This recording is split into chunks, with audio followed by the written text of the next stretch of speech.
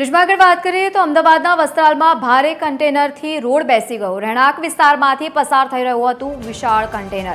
એએમસીનું પ્રતિબંધનું board હોવા છતાં પણ કન્ટેનર ત્યાંથી પસાર થઈ રહ્યું હતું અને કન્ટેનરમાં લઈ જવામાં આવી રહ્યા હતા 4 વ્હીલર વાહનો। કન્ટેનરને બહાર કાઢવા માટે પછી જેસીબી મશીનની મદદ લેવામાં આવી।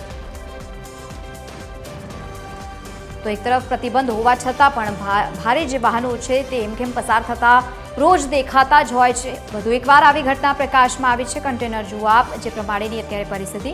વધુ માહિતી સાથે સંવાદદાતા આપણી સાથે જોડાયા છે આયુષી યાજ્ઞિક।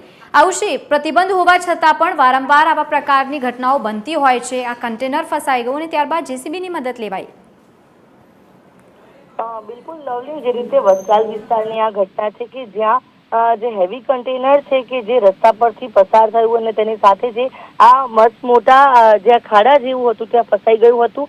જોકે એએમસી દ્વારા પહેલેથી ત્યાં પ્રતિબંધનું બોર્ડ લગાવવામાં આવ્યું હતું, છતાં પણ ડ્રાઈવર દ્વારા કન્ટેનર ત્યાંથી પસાર કરાયું હતું અને આ જે ઘટના છે તે સર્જાઈ હતી। કન્ટેનરમાં 4 વ્હીલર વાહનો છે તે લઈ જવામાં આવી રહ્યા હતા, જેથી કન્ટેનર ખૂબ હેવી હતું અને તે રસ્તામાં ફસાઈ ગયો હતો। બીજી તરફ પ્રતિબંધિતનું બોર્ડ તો માર્યું, પરંતુ ક્યાંક ને ક્યાંક કોર્પોરેશનની પણ બેદરકારી કહી શકાય કે એવા તો કેવા રસ્તા બનાવાય છે કે આ પ્રકારે કન્ટેનર જેવી વ્હીકલ્સ પસાર થાય અને રસ્તામાં આ પ્રકારે વાહનો છે તે ફસાઈ જાય। કારણ કે આવનારા દિવસોમાં હવે અમદાવાદમાં વરસાદની શરૂઆત થવાની છે અને વરસાદમાં તે સમય દરમિયાન પાણી ભરાઈ ગયા હોવાના કારણે જો એ સમય દરમિયાન આ પ્રકારની કોઈ ઘટના થાય તો ખૂબ મોટી દુર્ઘટના પણ સર્જાઈ શકે છે।